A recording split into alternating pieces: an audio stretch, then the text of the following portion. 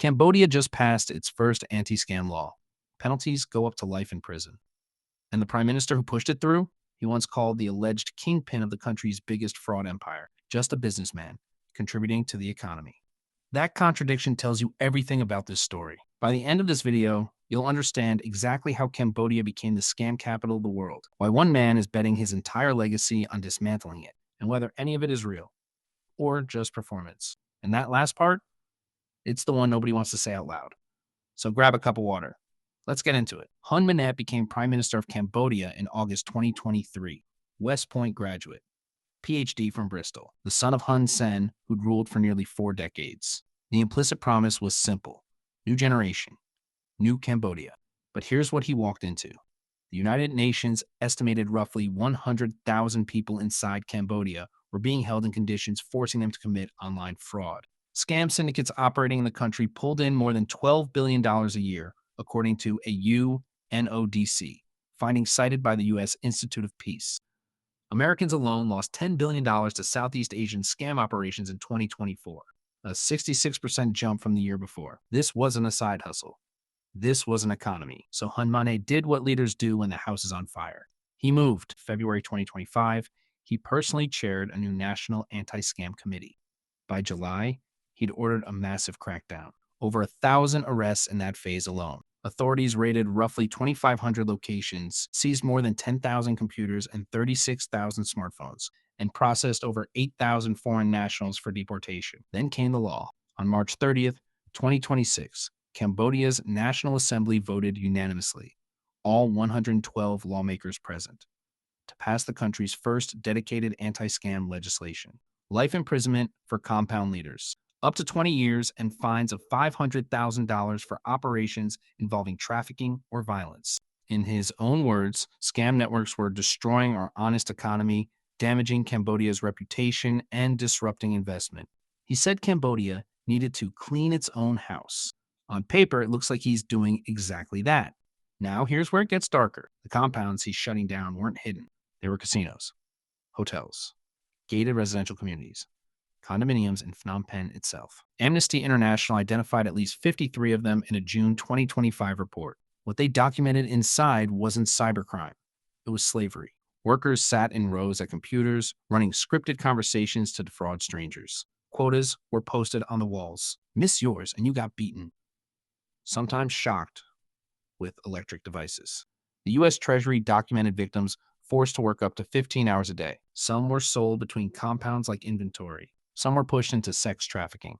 And when one survivor tried calling the police for help, they were told the police work for the compound and will report requests for help back to the compound bosses. That's not a failure of law enforcement. That's the law enforcement. The people at the top weren't nobodies.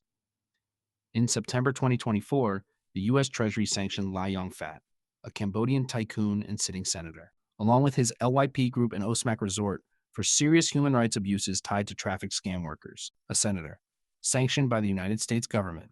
Treasury had documented rescue missions at that same resort in October 2022 and March 2024, freeing victims from multiple countries.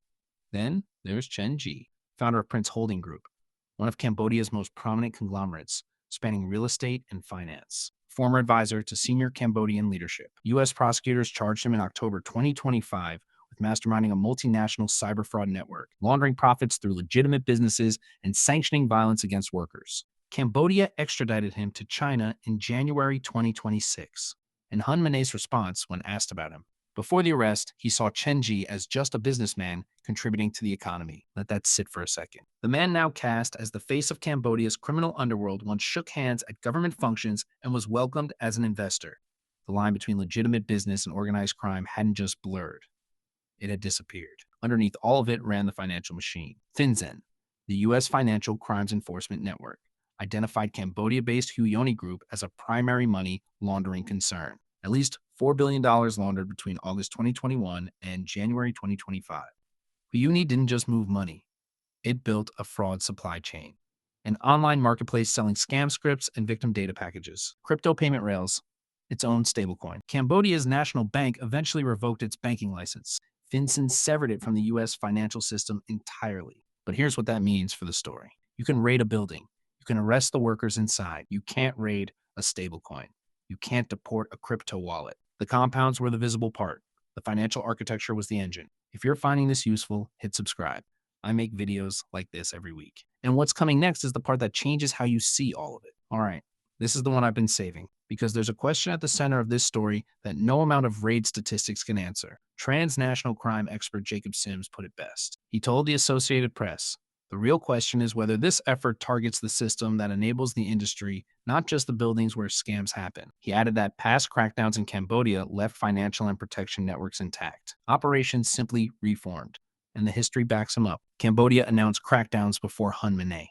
The AP reported they had little major effect. The ecosystem would disperse, relocate, and reconstitute. New building. Same machine. Think about what that means. 200 compounds closed sounds decisive. But if the landlords who rent it to operators face nothing, if the protection payments keep flowing, if the senators and tycoons embedded in the patronage system remain untouchable, then what was actually dismantled? Here's the brutal irony of Manet's position. Every rescue is also a confession. Every victim freed proves the horror was real, and that it was tolerated.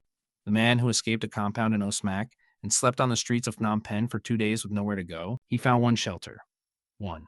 The only non-government shelter in the entire capital taking scam compound survivors.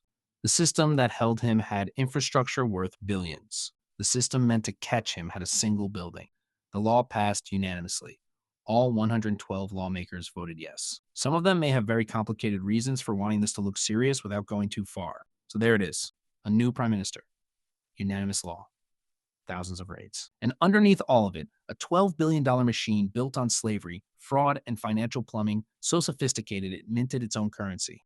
Manet says he's cleaning the house. The world is watching to see whether he cleans the rooms or just repaints the front door. Can he actually dismantle the scam machine? Or is Cambodia's new law an attempt to rescue legitimacy before the world decides the country itself became part of the con? If this changed how you see this story, share it with someone who needs to hear it. And subscribe, because next week we're going even deeper.